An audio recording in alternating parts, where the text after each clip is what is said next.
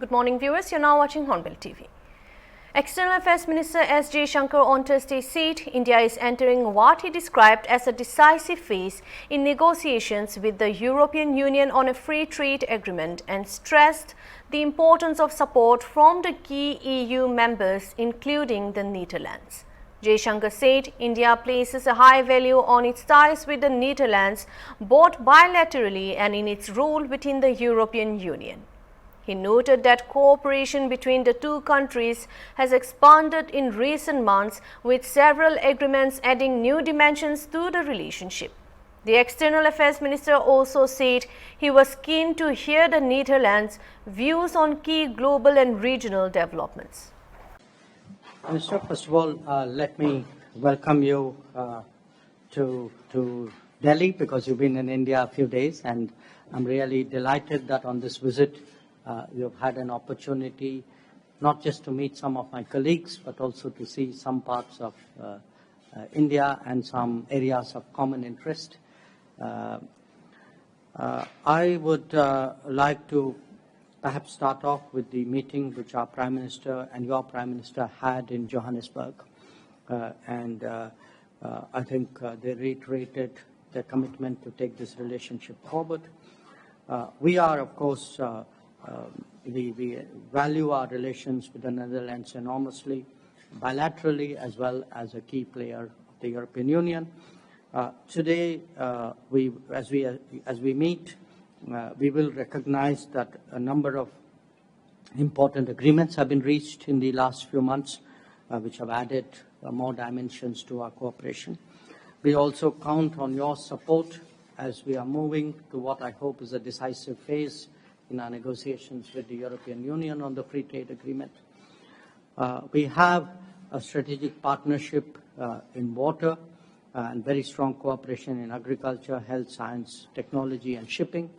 But with the new areas of cooperation, important areas of cooperation like semiconductors now coming up, I think there's scope for raising the ambition of our relationship. So whether it's semiconductors or digital or cyberspace or life sciences, we would like to work more closely with you.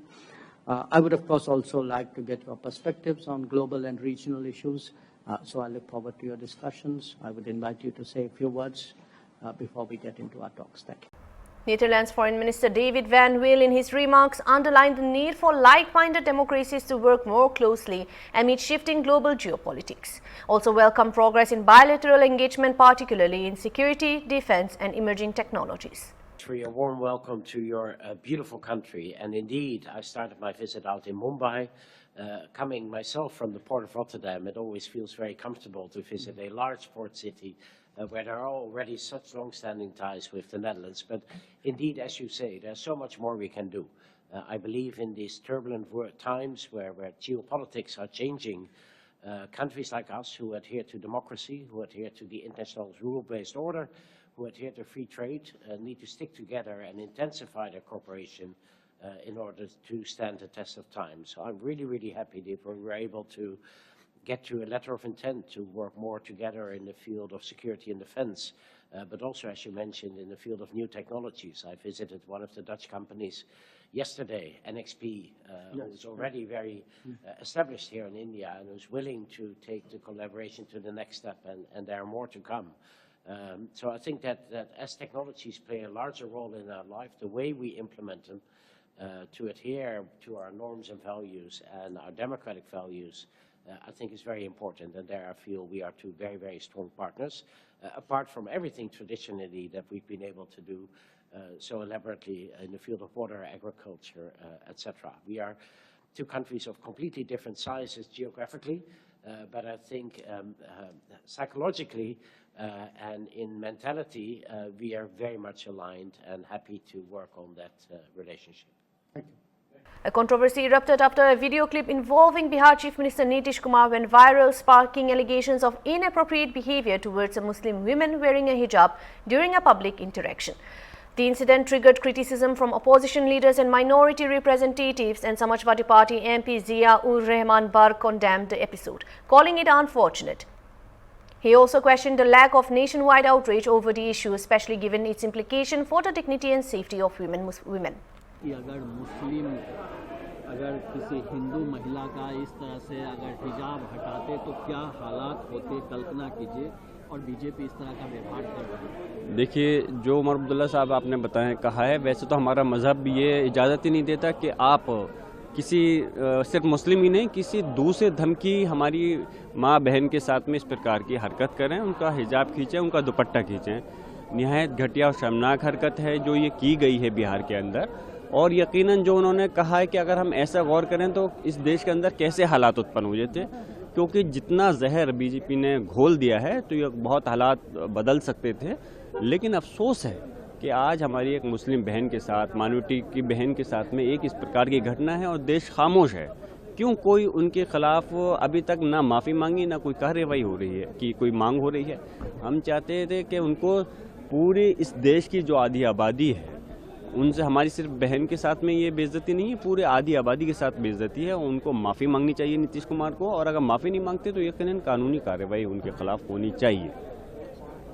The Indian government recently announced plans to rename the Mahatma Gandhi National Rural Employment Act to VBG Ramji. This decision has drawn sharp criticism from opposition leaders. Sharing its thought on the matter, Congress MP Deepinder Singh Hooda condemned the move, stating that it reflects the BJP's focus on changing names rather than delivering.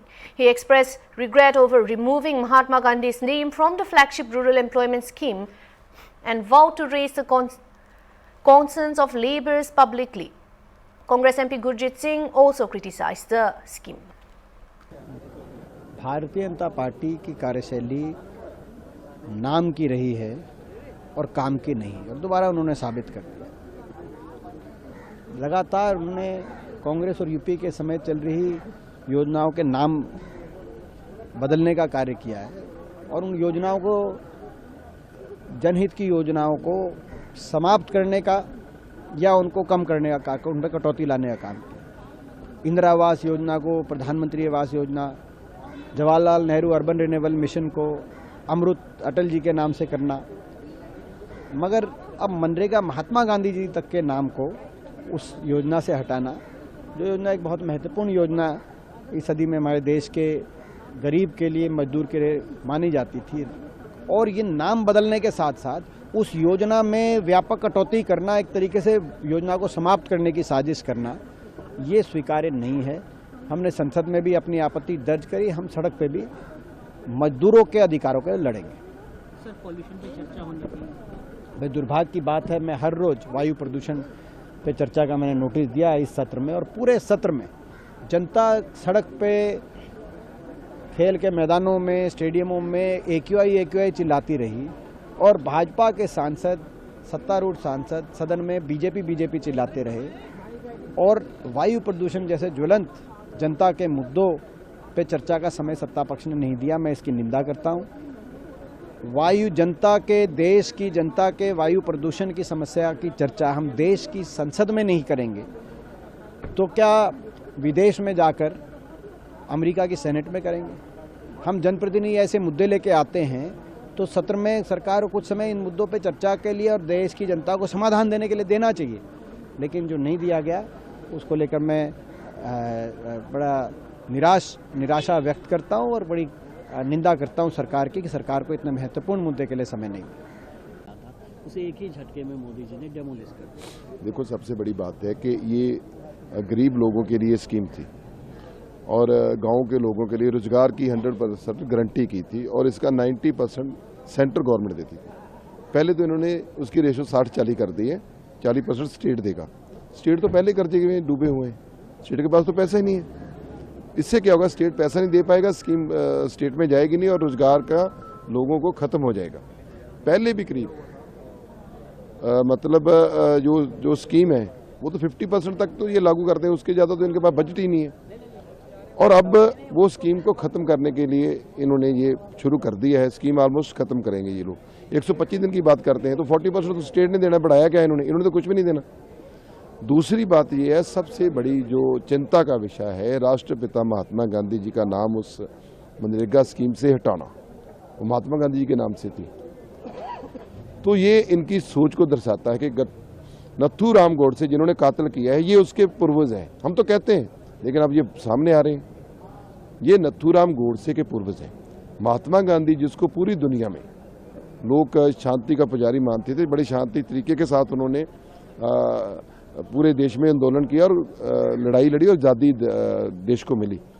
तो उनकी जो प्रतिमा है, उनके तो हर जगह statue लगे हैं।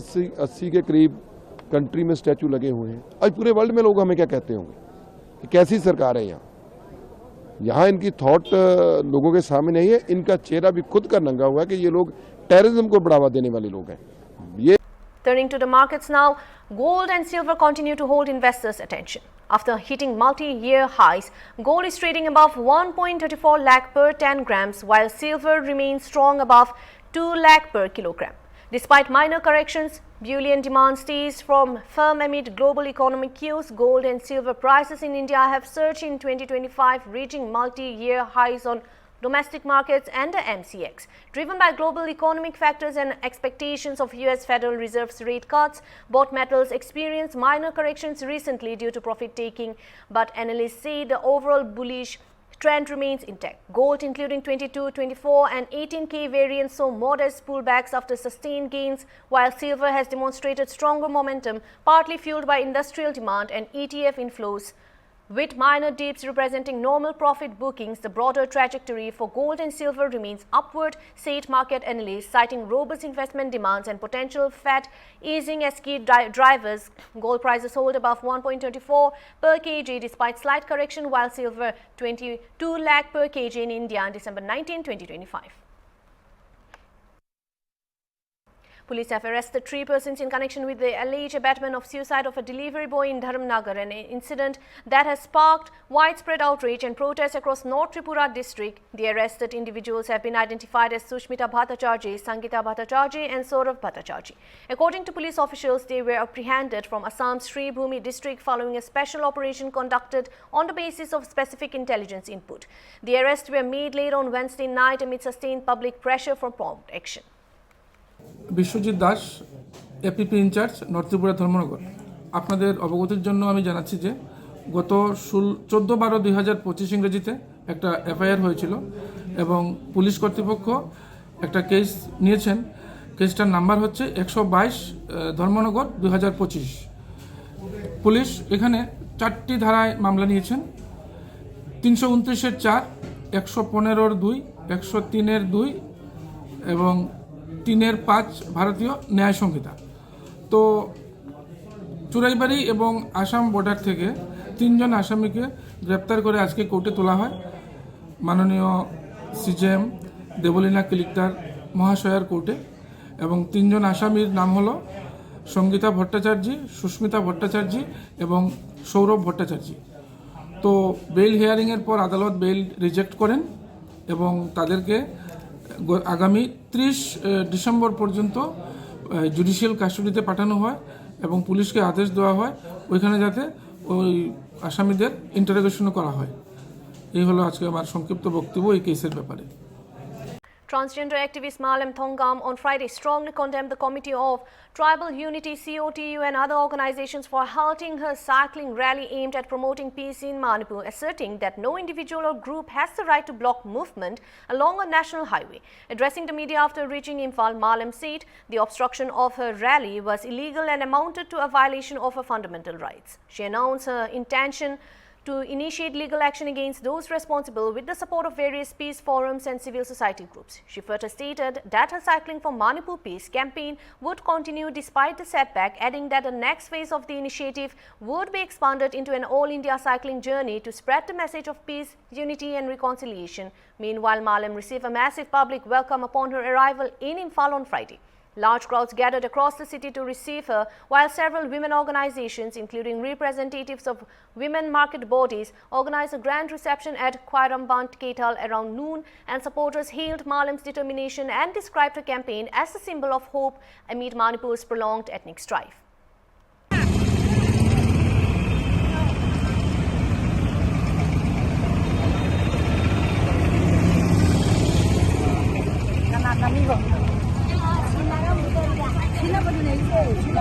ꯑꯗꯨꯒ ꯄꯨꯟꯅ ꯏꯃꯤꯟꯅꯔꯤꯕ ꯄꯣꯠꯁꯤꯒꯤ ꯋꯥꯈꯜꯂꯣꯟꯁꯦ ꯍꯥꯞꯄꯦ ꯍꯥꯏꯔꯀꯥꯟꯗ ꯁꯪꯕꯤꯙꯥꯟ ꯀꯥꯟꯕꯒꯤ ꯃꯊꯛꯇ ꯃꯤꯆꯝ ꯃꯤꯌꯥꯝ ꯍꯥꯠꯄꯅꯆꯤꯡꯕ ꯅꯨꯡꯇꯤ ꯅꯨꯃꯤꯠ ꯈꯨꯗꯤꯡꯒꯤ ꯍꯤꯡꯁꯥꯒꯤ ꯊꯧꯗꯣꯛꯁꯤꯡ ꯊꯣꯛꯍꯜꯂꯒ ꯃꯤꯌꯥꯝ ꯄꯨꯛꯅꯤꯡ ꯋꯥꯈꯜ ꯂꯩꯇꯥꯅ ꯂꯩꯍꯟꯗꯕꯒꯤ ꯃꯊꯛꯇ ꯃꯤꯑꯣꯏ ꯀꯌꯥ ꯃꯐꯝ ꯃꯔꯥꯡ ꯈꯪꯗꯅ ꯂꯦꯜꯍꯟꯕꯒꯤ ꯊꯕꯛ ꯑꯃ ꯉꯁꯤ ꯐꯥꯎꯕꯗ ꯃꯣꯏꯅ ꯃꯈꯥ ꯆꯠꯊꯔꯛꯄꯒꯤ ꯊꯧꯑꯣꯡ ꯑꯁꯦ ꯑꯩꯍꯥꯛꯅ ꯍꯛꯊꯦꯡꯅꯅ ꯌꯥꯅꯤꯡꯗꯦ ꯃꯁꯤꯅ ꯑꯩꯒꯤ ꯇꯉꯥꯏꯐꯗꯅ ꯄꯤꯁ ꯀꯦꯝꯄꯦꯟꯁꯦ ꯍꯧꯖꯈꯤꯕꯅꯤ ꯑꯗꯨꯕꯨ ꯍꯧꯖꯤꯛ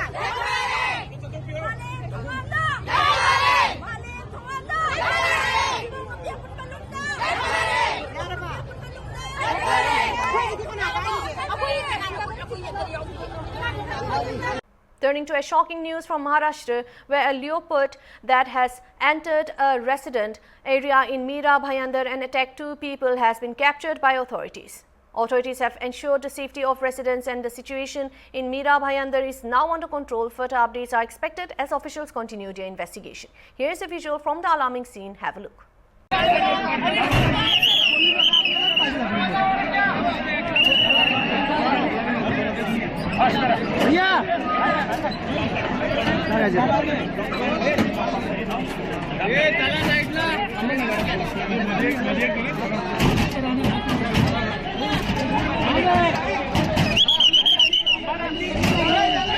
यही खबर विजुअल बताएगा।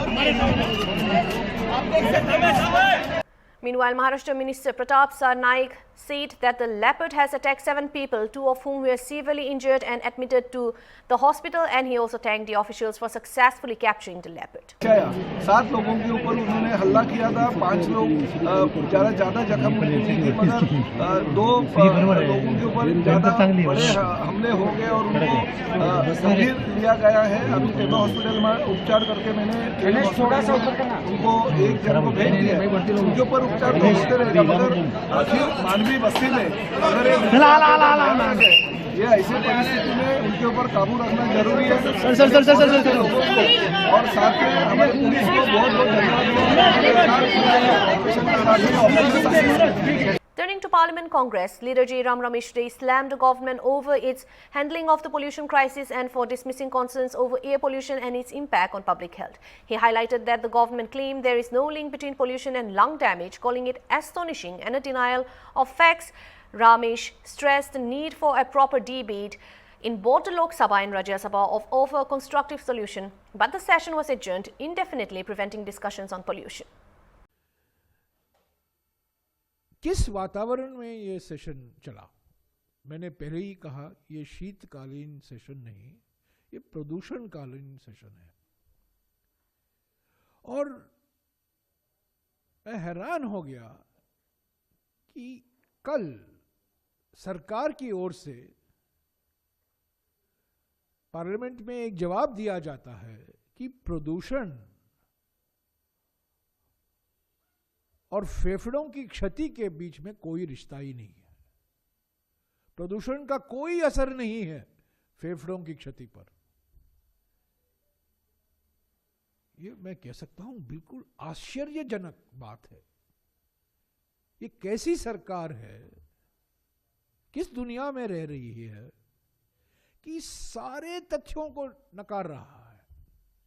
जो सबूत आए हैं, जो एविडेंस है, जो विश्लेषण किया गया है, अलग अलग स्टडीज हुए हैं हमारे देश में, बाहर के देश में, अलग अलग संस्थाओं ने इसका विश्लेषण किया है कि प्रदूषण का असर मृत्यु के दर पर भी है और बीमारी पर भी है, और खास तौर से फेफड़ों की क्षति, लंग डिसीज पर है। पर यह सरकार कहती है पार्लियामेंट में कि इसका कोई असर नहीं है। हमने मांगा, राहुल जी ने मांगा था कि इस पर बहस हो, एयर पोल्यूशन को लेकर। हम चाहते थे कि लोकसभा में और राज्यसभा में इस पर बहस हो ताकि हम रचनात्मक सुझाव दे सकें।